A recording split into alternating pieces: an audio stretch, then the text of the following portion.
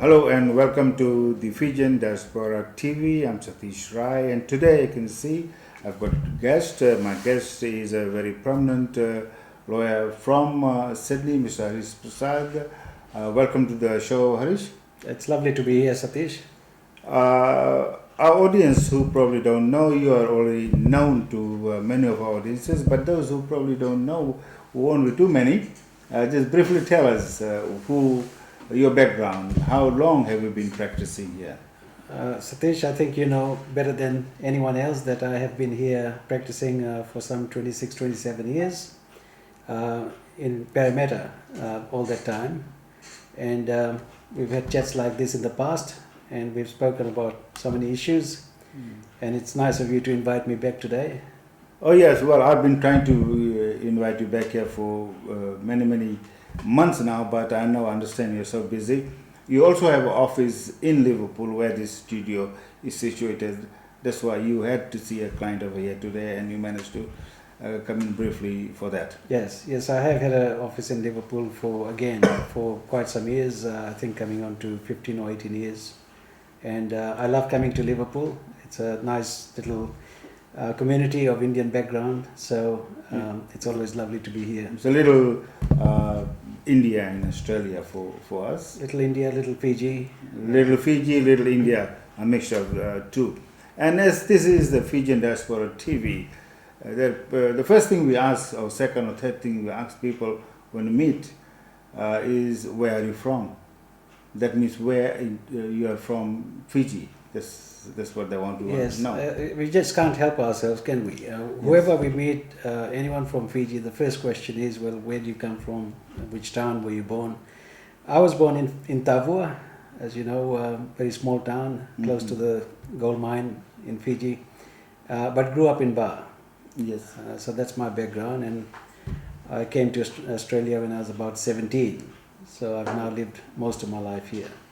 In Australia, I understand you did your law in Australia, in Tasmania. That's right. I lived in Tasmania for a number of years, and I married a local girl from Tasmania. I have a family, and we all nicely settled in Australia. And unlike a lot of people you are still married. Yes. I think it's very important to be married because the cost of a divorce is very high, as you know.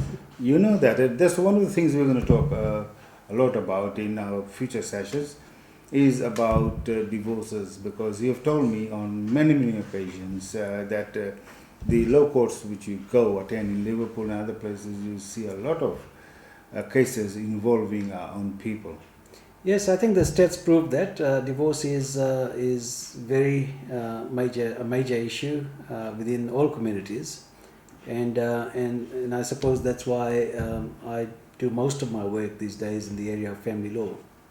Yes, and as we discussed that in more detail, I still want to know a bit more about the legal side of it. I like me, there are a lot of people would want to know which aspects of law you concentrate on. The law is very wide. So, as a general practitioner or suburban legal practitioner, I should say, we are forced to work in areas that concern the average person. So we do everything in a sense: conveyancing and sale and purchases of businesses, crime, migration law, family law, estates, wills, all of these areas. And I'm lucky enough now to have a number of other lawyers with me, so we spread the work across. I was going to ask you, mention, when I first met you about 20 years ago, you were in O'Connell Street, I think, your office, in Parramatta, and I think you were a loan shark then. Well, I was an employed solicitor then, so I didn't realize that you'd known me that long. The time I was working for a firm called K Woods, so you're right. And today you've got, at least as I understand, about 6 other or 5 other lawyers working yes. in your firm. In total, yes, there are 5 other lawyers, and as I said, we try and specialize in certain areas, all of us. Yeah, that is great. I think it makes me feel that I made a wrong choice of being a television presenter. Maybe should have gone to become a lawyer, but a lawyer, a solicitor and a barrister sometimes people talk about it. They're a bit confused between the two, a solicitor and a barrister. Maybe you can enlighten them. These days, the distinction is not so much, because as a solicitor you can appear in courts, in just about every court. But the old tradition came from England, where the profession was split in two. So barristers were people who specialized in going to court, and these are the people you see wearing wigs and gowns. And solicitors were people who basically did, if you like, the paperwork, and instructed barristers to appear in court. That's all gone now. So it's more a choice than. So no more wigs at the moment. Oh, you still wear wigs and gowns in the higher courts. Okay. You don't wear them in the lower courts. Yeah. Okay.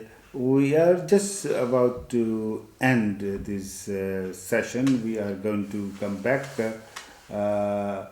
again. But before we go, I wanted to ask you. A few years ago, you mentioned to me that you were one of the few selected lawyers who became mediators as well. Can you tell our audience a bit about that as well? Yes. Fortunately, I was approached by the Law Society, the Legal Aid Office, to get training as a mediator.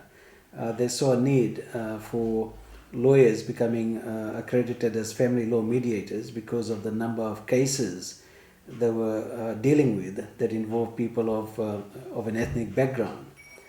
So fortunately, I was put through a training where I got that accreditation. So I am a mediator in family law. When we come back, we are going to talk about that in length. What we're going to do now, on the other side, in the social side, Mr. Prasad, you are also patron of a very important organization over here, FISCAA, Fiji Indian Social and Cultural Association of Australia, a bit of mouthful. I would like you to tell our audience a bit about that as well before we leave. FISCAA, or Fiji Indian Social and Cultural Association of Australia, has been in existence in Sydney or in New South Wales since 1989, a long time, and it was the dominant Fiji Indian organization, and it is still in existence, and I feel quite passionate about this organization. I think it needs to be reinvigorated. We need a membership again. The organization is quite healthy in terms of funding, and I'm hoping that over time we're going to be able to do a bit more from within this organization. Effort has been made. We were at a meeting last week, and it appears that there would be a sort of revival function on 11th of October. Let's hope it happens, and I'd like to thank you for coming on the show today and invite you to come back, and we've got a lot to discuss, especially on issues concerning our community and with your legal expertise. So thank you, Harish, for coming. It's always my pleasure to come here, Satish. Thank you, and it's goodbye from me, Satish Rai.